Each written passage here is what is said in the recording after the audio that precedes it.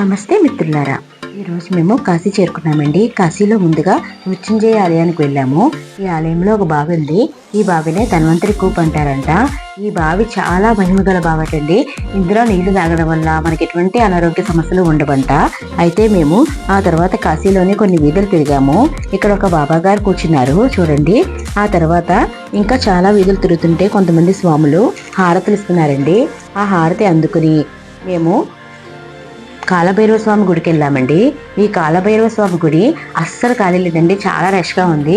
కానీ మాకు దర్శనం చాలా బాగా జరిగింది. ఈ గుడిలోనే చాలా మంది స్వాములు ఒక కర్రతోటి వచ్చిన భక్తులకు దండన విధిస్తున్నారండి.